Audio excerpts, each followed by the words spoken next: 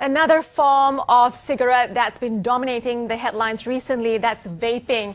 And now, vaping is a huge income generator for Malaysia. We are called the second largest vape liquid producer.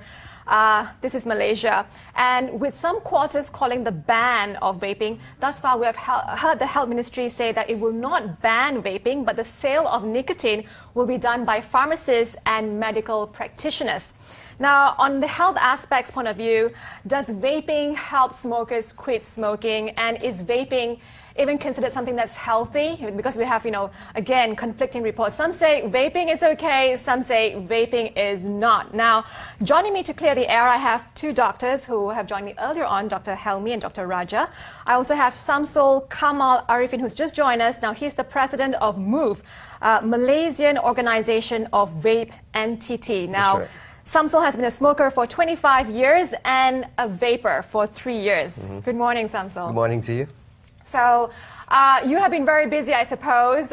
People are calling you because of all this headlines that have been dominating news like these you can't days. imagine. Now, tell us, Samsul, just go back to your smoking history. Now, 25 years of smoking, that's a very long time. That's right. How bad was your smoking? How addicted were you? I'm glad that we are talking about topic of to quit smoking today because I managed to quit smoking and I was smoking for 25 years. How many packets a day About were you a box smoking? a day. About a box a day. And interestingly enough, I quit smoking the first day I started vaping. Did you have an intention to quit? Of course. What was your intention? Because it was affecting my health. Okay, so you knew, what were you seeing? I was having chest pain and I was not able to lift my son up, because of stamina issues. And I guess it's quite obvious that smoking is detrimental to health. I think if you check on the box, it stated that there's a warning. And pictures as well. Yeah, that's right. They are very disturbing pictures, right, yes. Right. Okay, so you mentioned that vaping on the first day kind of reduced your addiction problem to cigarettes. Not reduce. I stopped totally within 24 hours. Okay, so you were looking to gradually stop smoking. Is that what you were looking at? Is that what your aim was? I wanted to stop smoking totally. Right. So then, allow me to say this. There's been a lot of talk about vape of late. And especially there seemed to be a selective demonization of vape in the media, talking about a few things, namely about formaldehyde, and also about a drop of sperm count, and also about it being used for embalming of corpses, and also about it causing cancer and death. I would like to ask, for those who are actually coming up with these statements, unfortunately came out from Ministry of Health.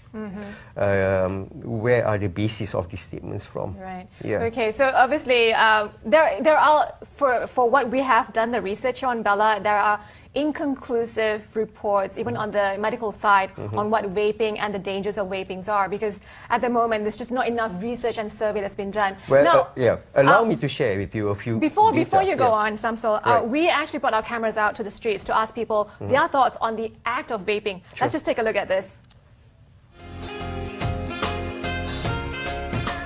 I think it's no harm about vaping. It's a fashion right now, but this is a very sensitive issue. As long as you know your limit, as long you have fun, so you just enjoy it. I don't really know much about vaping because at the first place I don't smoke, so I've never smoked. So I've read a little bit about it, and I think it sounds safe.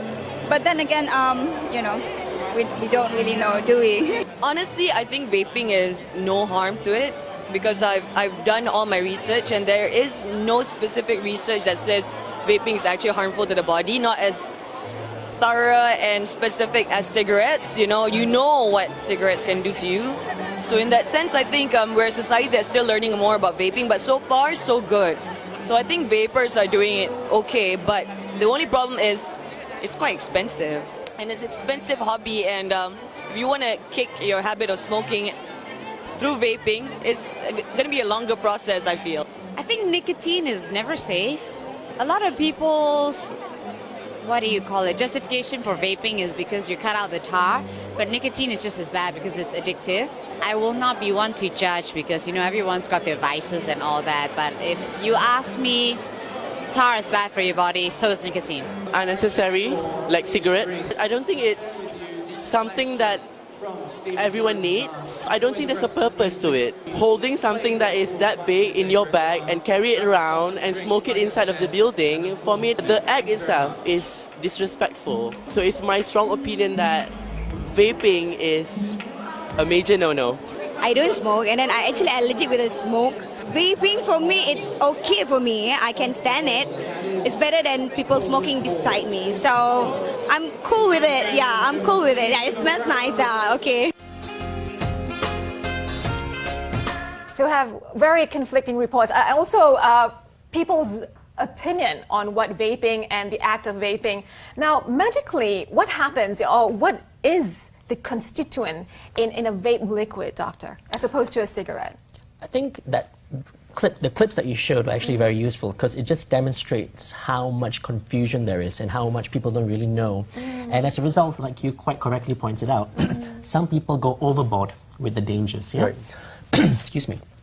In theory, this is an excellent tool because you have the potential, and I repeat here, the potential as a harm reduction tool. Okay. The problem we have is there is no way to say for sure that what you are taking in an e-cigarette is safe because there's no quality standards to it. So you don't really know. Yes, we know there are four main components inside the juice. But it could quite literally be made in the backyard of someone's house. Right, Yeah? okay. We don't know what's in So it. it's the production method. You need Exactly. a standard of quality. to it. Exactly. Okay. So, for example, one has been comparing e-cigarettes to methadone.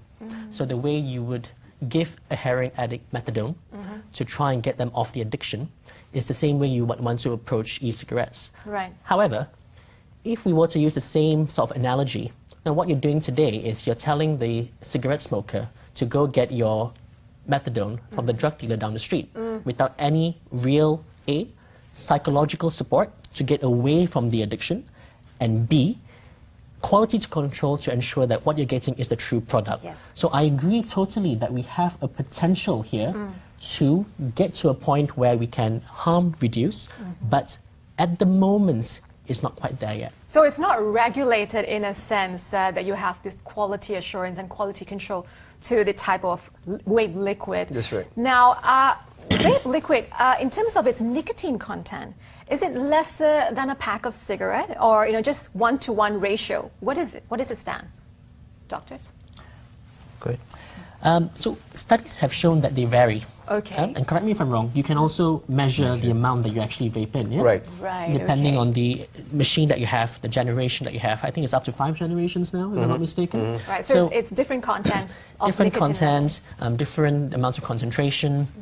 One problem I also personally have as a physician is the fact that nicotine on its own is poisonous.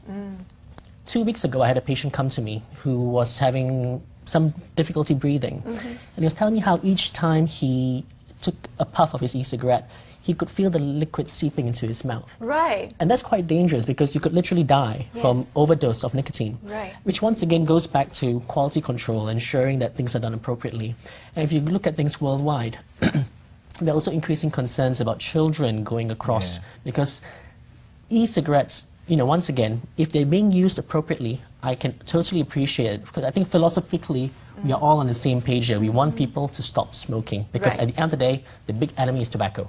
Tobacco, Yeah. because Unless- so in terms of vaping and cigarettes, vaping is less harmful because you're saying nicotine varies, but is nicotine the only bad guy that we're up against? In e-cigarettes, you mean? Yes. No, because you have all these other things that we don't really know about, A. Okay, all right. And secondly, my concern, and one of the concerns many medical professionals have, to the point where we released an open letter to Parliament last week, 40 medical bodies and NGOs, the concern is we might be undoing all the efforts we have made against the tobacco industry. So you look at the way some e-cigarettes are being marketed. You've got colors, you've got flavors that are going to attract children, going to attract the youth. You have magazines with women in bikinis, which are extremely demeaning to women, and it's basically sexualization for the purpose of marketing. And these are the individuals who are giving people like Shamsul a bad name because he wants to help smokers. Right. And I'm sure he's doing all he can to improve things to the point where we all come to an agreement, a consensus. But at the same time, you've got all these shenanigans going on. Yes. How do we deal with that? That's true, that's true. So again, it needs a regulated industry on this one. Now, Dr. Raja, can you just tell us also, is there a bad effect to secondary smokers with e-cigarettes? Because we know cigarettes, secondary smoking is harmful. I think there is. Basically, is? you don't need anything else but oxygen when you inhale, really. Right. Okay, and it's shown that every time you inhale something, not everything is absorbed. About 30% of what you inhale is exhaled again. So depending on what's in that, you're still inhaling it. But in the longer run, I think the effect of vaping as such is not only to the health of to the individuals as such, but the other things are like you said just now, is the possible of it being a poison to kids, for example. You know, there's 3,000 related nicotine poison in the US last year, causing one death, for example. And we are also worried that these e-cigarettes can be used as a tool to give synthetic drugs. Okay, So, so we never know inside. what's happening in somebody's backyard if they're doing it illegally or just whatever means they want to include or add in. Yeah, now, and I think also we need to understand. I think Shamsul agrees with me that he's in it because he wants to stop smoking, right? And you are in it because you want other people to stop smoking. You are against people trending for it to be. You don't want people just because it's a trend. That's right. You're not into all that, right? I totally agree that it's a very good harm reduction tool, but until we have regulation and more studies to be done, evidence, right. I think, That's good. That's good. Now, I've spoken to some people, even our makeup artist in this room here, in our studio here. Now, she managed to stop smoking because of vape. And vape has helped her, and now she's not even relying on vape. Sometimes she goes days without having her vape tools off. She can go to work without even bringing it because I think that nicotine addiction has finally stopped.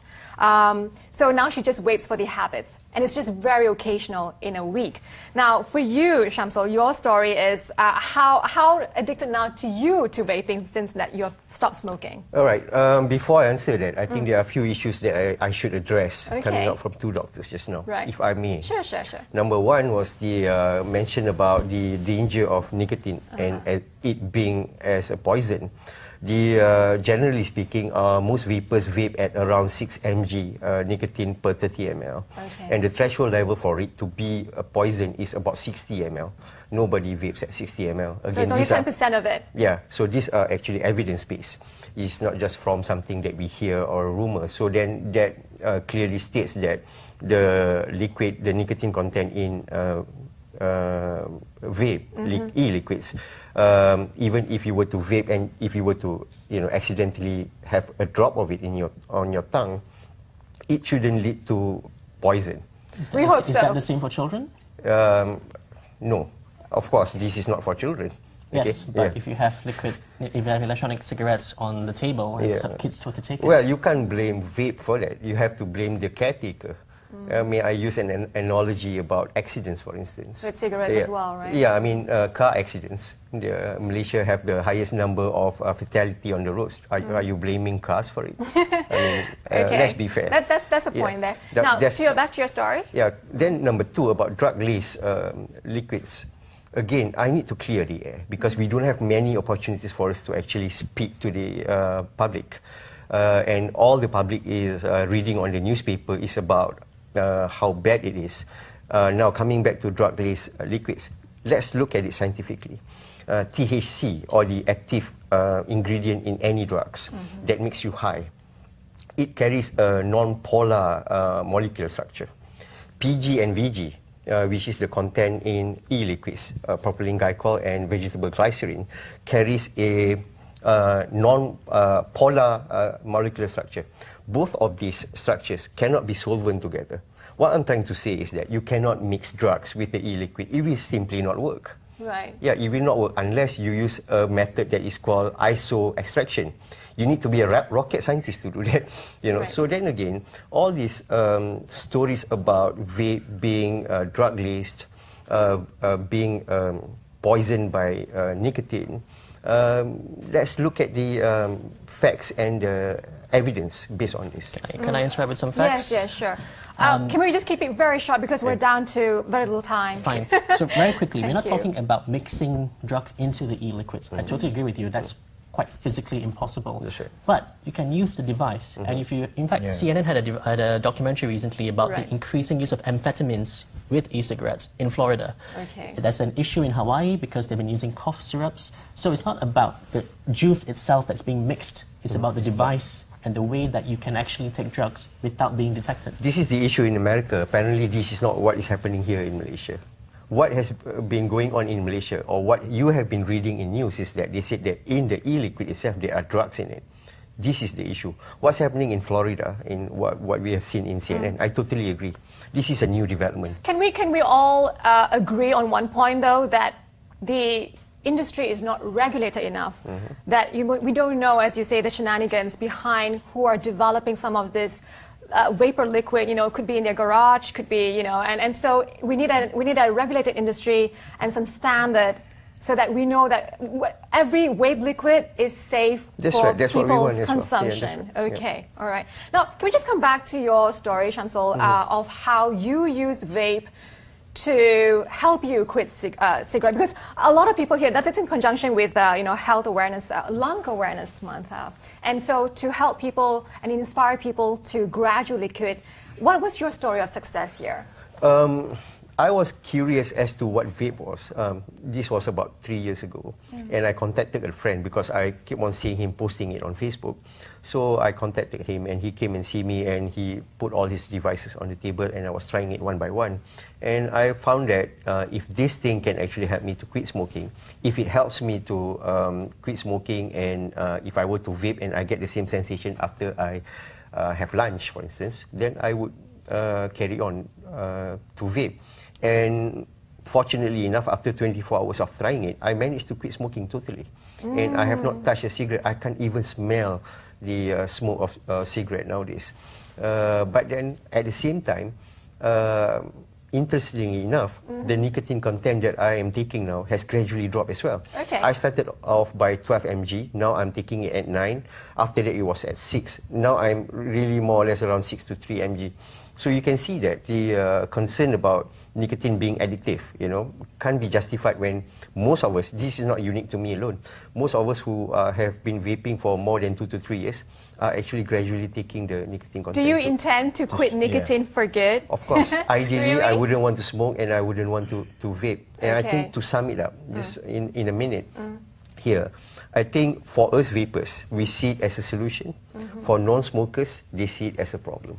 I think what we need to achieve is to find a meeting point where both parties have to empathize and understand where they are coming from. I totally see their concern about vaping. I totally see it. This is why we need to regulate it.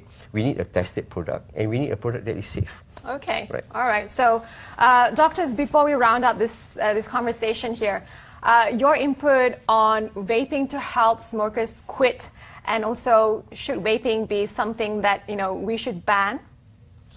I think the first thing we should be aware of is there are also other forms of support Right. to help someone quit smoking. So like Okay. the things we mentioned before with regards to psychological support, nicotine replacement therapy, drugs like Champix. So those things have lots and lots of evidence base behind them, lots and lots of papers to prove that they work, and we need to approach the individual holistically and need to see what drives them, because otherwise we are in danger of substituting one form of addiction for another. Right. Okay. All right. Dr. Raja? Yeah, I think I totally agree with that. I think more research needs to be done in terms of what are the if there are any effects with regards to long-term vaping as such. This has with no numbers with regards to that.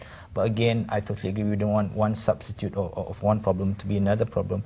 But at the same time, we can't just close our eyes and say this is not good. There is potential here, as you can see. There are a lot of people who smoke. So it's another medium to help smokers quit smoking eventually, and that's again leading to something healthy, which is a healthy lifestyle. Correct, a but change. it needs to be regulated, because even now there are people who don't smoke and who don't do anything at all. They vape, and then it's on the other way around now. Right. So as Dr. Helmi says, we have other methods. So do you think we should engage other methods before we try vaping, or should this be open to individuals? Whatever suits you best. If we're going to go by evidence, we go by what works for sure on paper. And if I can just end very quickly, one of my favorite phrases from literature, the road to hell is paved with good intentions. We need to be very careful. The intention is good, the potential is there, but we have to be very, very careful. Okay, all right. Thank you so much, Samsul, for sharing your story and your input. Thank you, doctors, for sharing your input on the medical side. What we can sum up here is that there are just inconclusive reports and evidence on the efficacy and also the health aspect and the safety aspect of vaping until more comes out. And also we agree that the industry should be regulated so we have a quality product. And smoking as a vice is something that we should encourage people to stop, because again, it's all about health and wellness. And we hope that this has inspired you in some ways to lead you to your path, if you're a smoker, to eventually quit smoking. Now, we're going to have some lifestyle updates after this very quick break, so don't go anywhere.